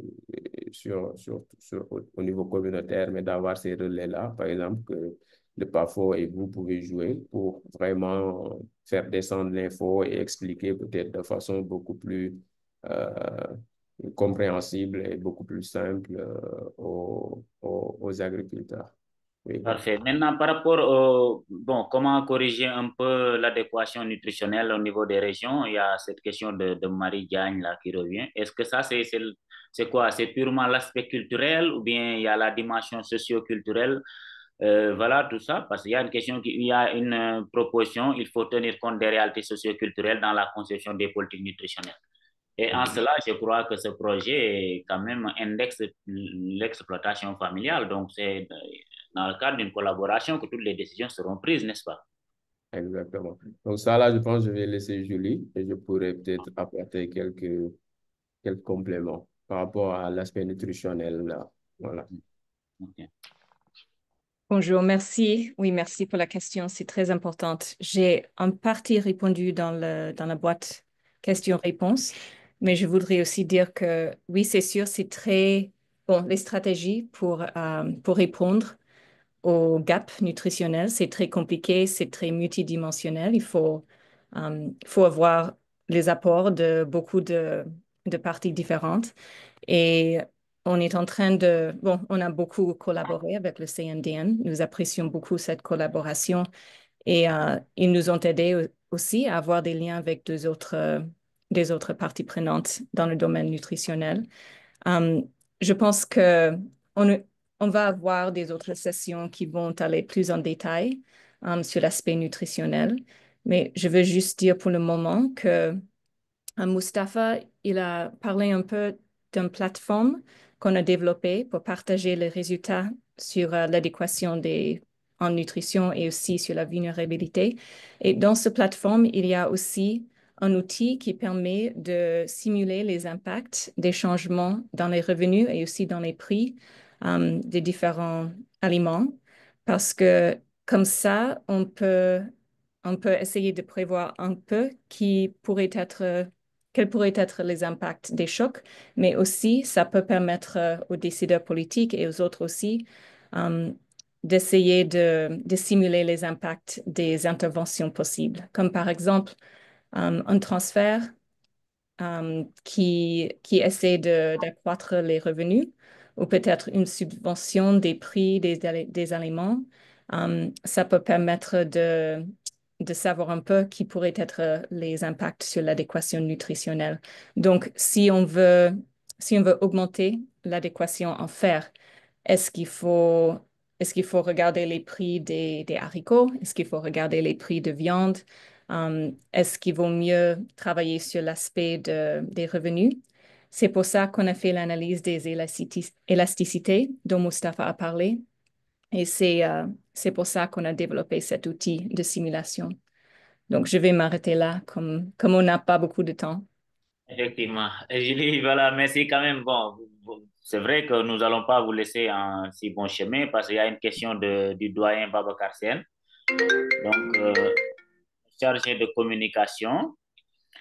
Alors, il dit qu'un tel projet, avec tout ce que vous avez fait, mérite d'être communiqué. Donc, que comptez-vous faire dans la collaboration avec les médias? Donc, voilà, ça c'est sa question. Et si vous voulez bien réagir avant de céder donc la parole. Merci. Oui, oui. Oui, très vite. Oui, merci beaucoup. Et comme Radem a dit, il y a beaucoup de moyens de communication qu'on va explorer, y compris la collaboration avec les médias. Donc, merci pour la suggestion et c'est sûr qu'on va le regarder. Nous aussi, nous voudrions beaucoup communiquer, diffuser les résultats. Nous apprécions la collaboration avec la PAFO, avec OCNU, avec l'ISRABAM. Et oui, nous allons continuer à explorer toutes ces chaînes de communication. Et je sais qu'on a déjà dépassé le temps, mais Ousseynou, je vois qu'il y a une main de Houdia Diop. Oui, Khoudia, oui. Je ne sais pas si elle est là. Khoudia, tu nous entends? Ou bien c'est une ancienne main? Peut-être tu as touché par inadvertance. Khoudia? Alors, Khoudia, yaa ngi ñuy dégg? Dañu gis sa loxo jóg bu fekkee da nga bëgg a am looy laaj. Il y a Cheikh Sadibou Pen aussi qui a levé la main. Vous pouvez intervenir, Cheikh Sadibou, si Khoudia ne nous entend pas. Cheikh Sadibou, vas-y, tu ouvres ton micro, tu parles, s'il te plaît. Ah, il y a Mounir Djedji aussi. Waouh, il y a Babacar Sen. Waouh. Allez-y, vas-y, allez-y. Quelqu'un, s'il vous plaît. Vous pouvez ouvrir et réagir tout de suite en 30 secondes. Quelqu'un. Allez-y, doyen Babacar, allez-y, Sen.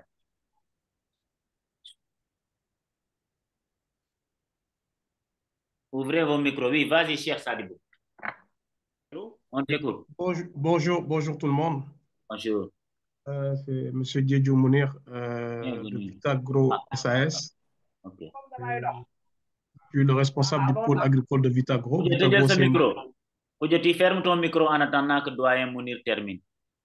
Allons-y. Je disais que c'est Mounir Diédhiou de Vitagro SAS et je suis le responsable du pôle agricole de Vitagro, qui est un incubateur agroécologique, le plus grand incubateur agroécologique du Sénégal. Ça se trouve à Mboro. Et là-bas, on a en fait, c'est une exploitation, on fait du tout, c'est de l'agriculture moderne, de l'agriculture de précision. Et donc, moi, en fait, j'ai pris le train en marche et j'aimerais bien savoir ce projet-là. En fait, il y a beaucoup de choses que j'ai loupées, mais j'ai quand même capté quelque chose comme des applications qui nous permettent d'avoir des données sur les spéculations et beaucoup de choses.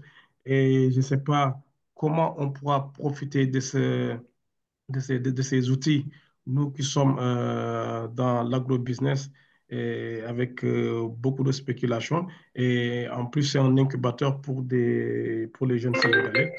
Et donc, c'était ça ma question. Bon, bien entendu, est-ce que c'est possible d'avoir l'enregistrement de cette session? Et parce que j'ai loupé pas mal de choses, mais j'avais jugé que j'allais vous rejoindre à temps, mais je n'ai pas pu pour plusieurs raisons. Mais d'abord, je salue l'initiative. Et comme les autres l'ont dit, donc je pense qu'il n'y a pas assez de communication. Bon, en tout cas, moi, je viens de découvrir ça. Et je dis quand même félicitations à tous les acteurs qui ont pu réaliser cette session.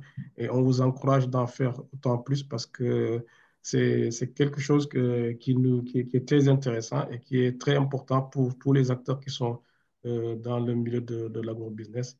Et donc là, je m'en arrête là pour ne pas monopoliser la parole. Voilà, Merci, merci. Daniel Mounir. Donc, je vous laisse réagir tout de suite, soit c'est Colin ou Khadim, voilà, par rapport à l'accès aux outils, donc, en tant que eux, producteurs qu'ils sont. Ouais, je pense que, voilà, donc dans ce projet-là, je pense que tout ce qu'on fait, c'est pour les producteurs et aussi pour le secteur privé et l'agrobusiness. Donc, nous, on produit jusqu'à un certain niveau et donc l'utilisation, c'est pour eux. Donc, ce que pour ne pas peut-être prendre tout le temps, ce serait peut-être bien s'il peut écrire, il peut nous écrire et puis on pourra peut-être voir comment lui présenter le projet et beaucoup plus de détails et peut-être répondre à toutes ces questions. Oui, Khadim, volontiers. Et Yeah. j'ai juste besoin peut-être d'un adresse mail, bien des Mhm. contacts. Donc voilà. Ouais. Je D'accord, je pourrais vais écrire. ajouter aussi. Oh, Ah, pardon, excuse-moi. si je lui vais ajouter ça plus tard. Donc, D'accord. alors, moi, ma question, c'est que peut-être on n'aura pas ces outils-là en Wolof, mais est-ce que, Khadim, ces outils sont disponibles dans la plateforme Agua? Oui, c'est ce que je disais. Il y a déjà quelque chose de disponible sur la plateforme Agua, mais par exemple, pour le 10 mètres sur 10 mètres, c'est en cours. Ce sera dispo, j'imagine, en début d'année. Mais tout ce qu'on va faire, on va le publier sur Agua, ça c'est sûr. Tout ce qui est relatif à la cartographie des cultures et à toutes ces applications-là. Donc, tout ce qu'on fait comme analyse, vraiment, ça va être publié sur Agua et même si ce n'est pas sur Agua, par exemple, si c'est une autre site web, si vous entrez dans Agua, il y a, comment on va dire, il y a les cross-fertilisations. Donc, vous pouvez toujours retrouver le lien. Ou bien vous allez direct sur notre site academia.org aussi. Là-bas aussi, vous avez en général tout ce qu'on produit. Mais sur Agua, on mettra tout ce qui est relatif à la cartographie des cultures et à toutes les applications qu'on a. Parfait. Maintenant, bon, qu'est-ce que j'allais dire? Il y a une question. Voilà, il y a beaucoup d'universitaires ici hein, qui s'intéressent beaucoup à la question nutritionnelle ou bien à la question de la nutrition. Je ne sais pas. Bon, peut-être c'est pour ça que je demande. Peut-être ils peuvent tout de suite consulter le site de Agua pour voir quelle est la disponibilité. Donc, c'est ça. Allez, qui d'autre? Cheikh Salim. Allô? Oui, allez-y. Je mën nga wax ci wolof soo bëggee ma traduire soo bëggee nga wax ci tubaab yaay seet lu la ne. waaw waxal bàyyi ma wax olof bi. Ay ca bismillah. Peut-être décide de maa ngi lay nuyu bu s'exprimer en baax a wolof baax. après on va traduire. Oui, vas-y. maa ngi lay nuyu bu baax di nuyu ñu sa lay fay collègue bi macha bismillah waaw. allah di rafetlu initiative bi bu baax a baax di ci kontaan aussi participer ndax tamit dañ lay gërëm bu baax ndax lu ñu mën rek seen xeer moo tax ñu mën ko kon ñu ngi sant yàlla bu baax Ok. di la sant yow tamit comme niñ koy waxee rek dañuy yëngu ci wàllu nutrition bi macha allah comme Sénégal 70% bi yëpp dañoo xiiboon naka la ñuy fexee ba xeex ak loolu mu jeex ci suñu réew waaye su boobaa tamit bëgg nañu ñu gën a encouragé ñu ci liggéey bi gën ñu xamal fan la ñuy teg suñu tànk gën a dolli nag suñu xam-xam parce que ku ne xam na ne ñun am nañu meññeef am nañu comme niñ koy waxee am nañu mboq am nañu dugub am nañu ceeb am buy kon foog nañu ñun ci li ñuy bay ñu fexee xeex ak malnutrition bi ci lujum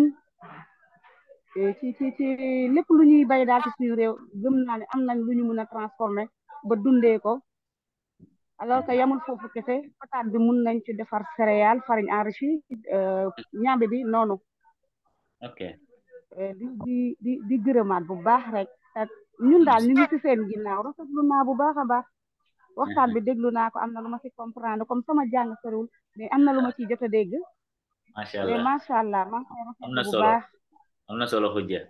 Merci beaucoup. Donc, Khoudia, c'est donc membre du CNCR. Elle est productrice. C'est une grande transformatrice. Et moi, personnellement, j'ai visité son entreprise. Donc, elle est dans la farine enrichie. C'est très, très efficace. Ça accompagne beaucoup de familles. Donc, quant à la question nutritionnelle des jeunes enfants, donc, elle fait vraiment des choses intéressantes. Et c'était juste des remerciements à l'endroit donc, des organisateurs de ce panel-là et des choses qu'il faut encourager. Et encore, bon, voilà, donc elle s'est surtout appesante sur l'importance de l'aspect nutritionnel, et surtout à l'égard des enfants. Voilà, c'est surtout ça, c'est une contribution. Ok, quelqu'un d'autre? Est-ce que Cheikh Sadio est disponible? Allô, bonjour, monsieur K. Bonjour, c'est qui? C'est Cheikh Sadibou, Pen. Allez-y, voilà. Merci beaucoup. Bonjour à tous les collègues. Donc, nos remerciements à nos jeunes collègues qui viennent de présenter des éléments vraiment déterminants. Adim Mustafa et Julie Collins. Oui, merci beaucoup pour vos brillantes présentations.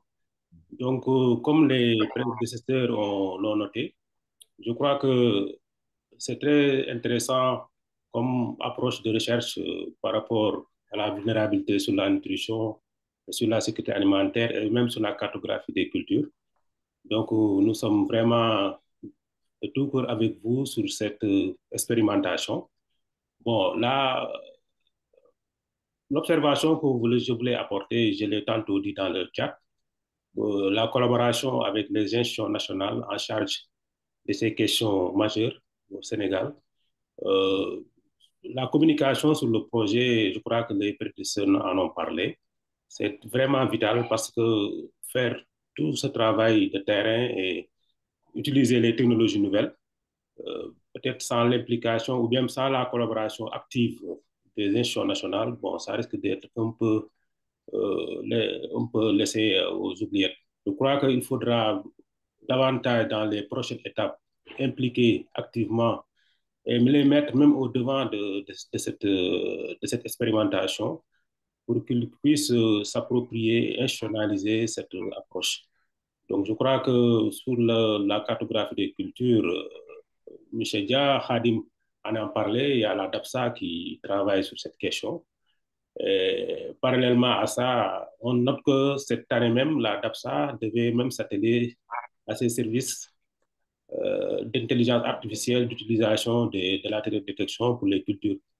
Je crois qu'il faudra beaucoup plus pousser à ce niveau parce qu'on a beaucoup de contraintes par rapport à la méthodologie ancienne qu'on utilisait sur l'estimation des cultures.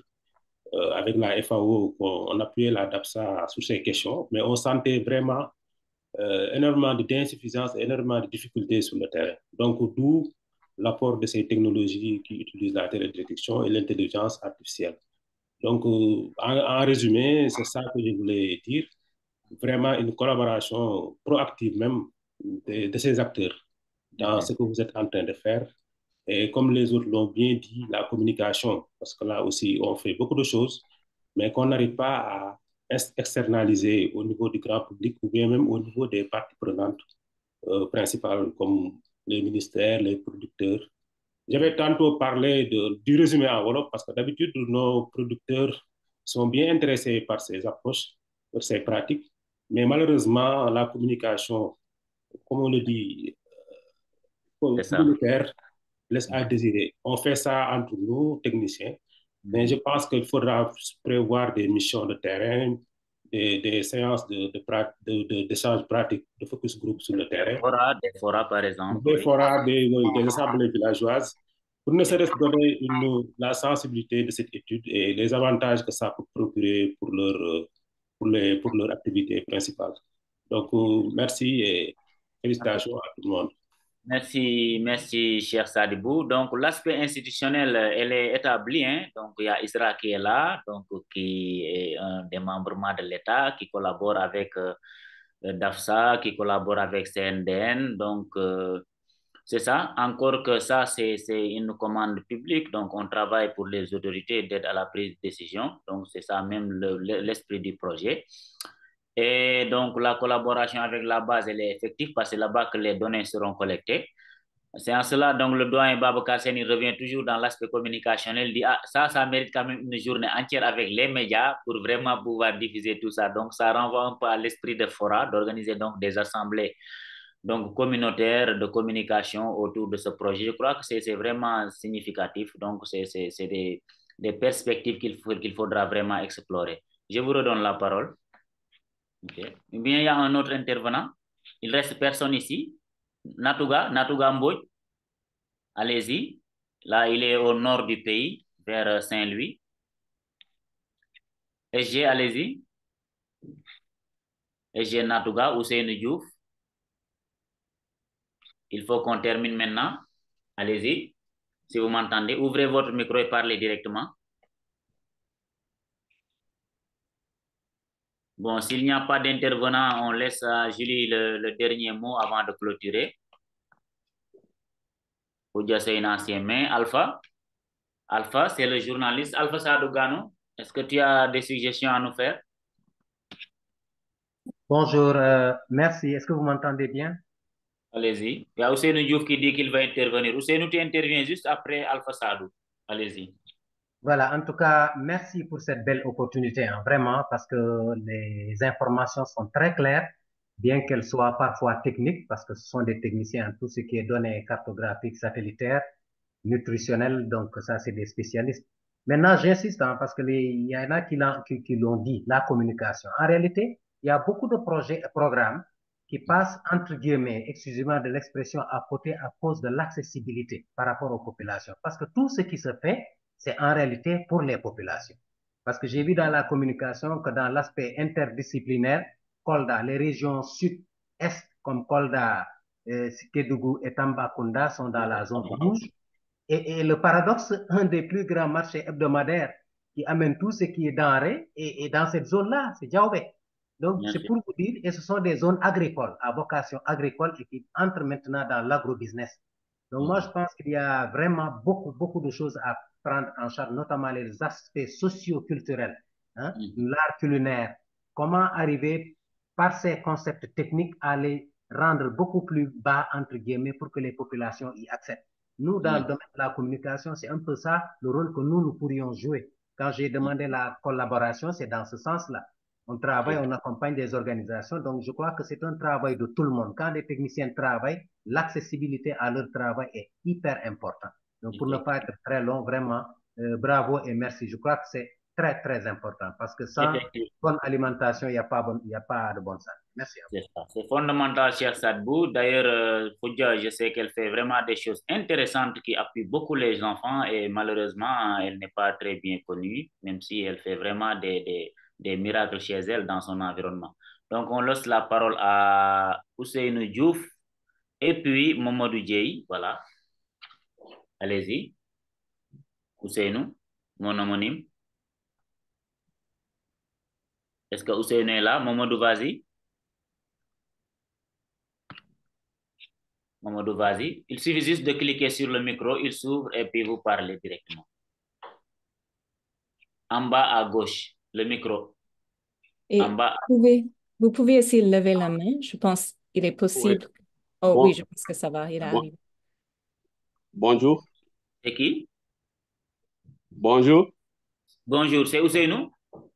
Oui, ils ont commis une erreur en écrivant mon nom, c'est Moustapha Ndiaye. Ils ont écrit Mamadou Dieye. Ah, ok. Exactement. Non, mais c'est ça, en fait. Oui, Il y a trois oui, Mohamedou Dieye, en fait. Et c'est pas moi. oui. Il y a Momo C'est ça. qui soulevait tantôt cet équivoque-là, oui, effectivement. Allez-y, Moustapha. Oui, oui, bonjour tout le monde, c'est Moustapha Ndiaye depuis Pandiaï, Kaolack. tu es dans la zone centre du pays, hein? Oui, Voilà. je suis dans la À zone Kaolack. centre du pays. Voilà. Le bassin Mais arachidier.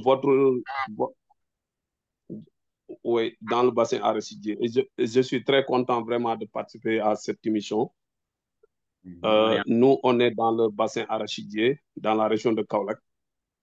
Mais avant tout, d'abord, on remercie vivement Ousseynou parce que Ousseynou nous a apporté beaucoup de choses par rapport à la culture, surtout sur les bonnes pratiques agricoles.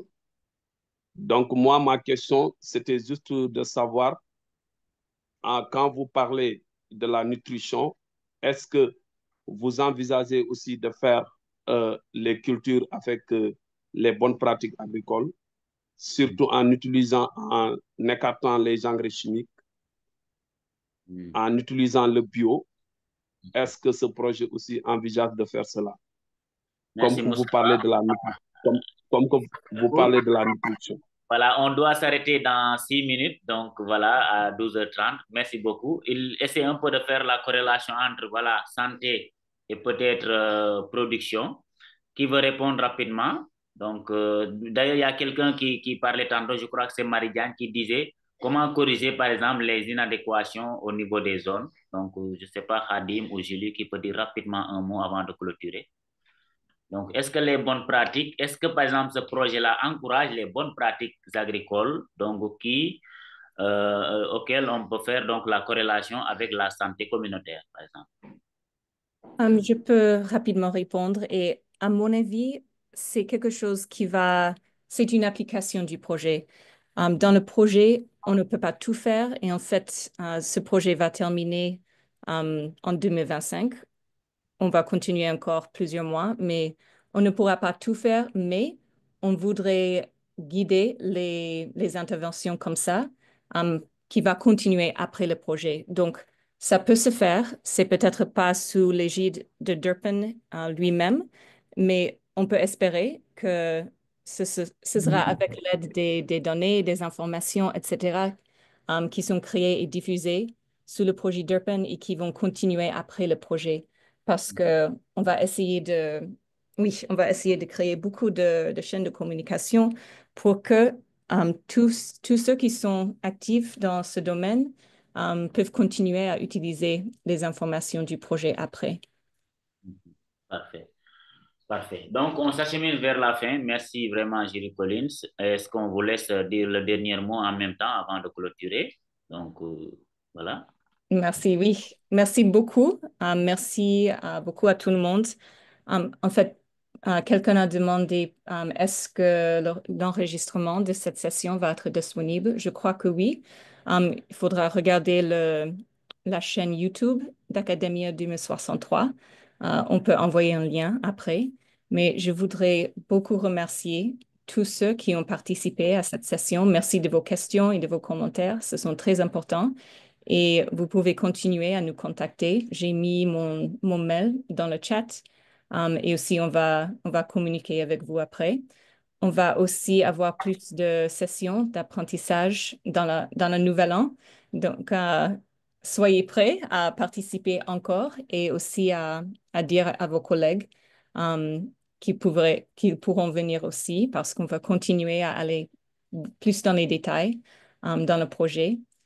Et je voudrais aussi remercier beaucoup Ousseynou Ka et aussi Mohamedou Dieye, qui sont très importants au projet et qui ont une belle collaboration avec nous. Merci aussi pour les autres intervenants de toute l'équipe Durban et du CNCR et de l'ISRABAM. Je pense que je peux terminer terminer là. Je vous souhaite tous de bonnes fêtes de fin d'année et on va reparler du projet bientôt. Merci. Merci Zili, merci chers participants et vraiment tous ceux qui ont voulu mais n'ont pas pu participer. Alors, juste en guise de rappel, donc l'objectif de cet atelier, c'était un peu de sensibiliser les acteurs sur les systèmes alimentaires, mais aussi présenter les résultats du projet DERPIN, surtout par rapport à l'éducation nutritionnelle, la vulnérabilité, la cartographie. Et le dernier aspect, c'était un peu de faciliter les discussions, les échanges. Et vous voyez qu'au sortir de cette rencontre, on a constaté bien évidemment que c'est l'aspect donc diffusion est fondamental en cela. Donc, Julie nous a promis qu'on aura d'autres rencontres. C'est une première. Peut-être on aurait aimé que l'affluence soit beaucoup plus conséquente. Mais il y a des gens qui ont eu des contraintes, n'ont pas pu se connecter. Mais prochainement, peut-être on aura l'occasion de mieux nous préparer et vraiment pour faire bénéficier beaucoup plus de monde au grand bénéfice des producteurs, mais aussi des décideurs, et pour que vraiment améliorer de façon générale donc, la condition des Sénégalais en termes nutritionnels. Donc, en cela, donc, nous clôturons cet atelier-là et vous saluons et vous promet que donc, on aura d'autres rencontres donc, pour plus d'échanges. Merci beaucoup. Merci. Au revoir tout le monde. Au revoir. Bien à vous.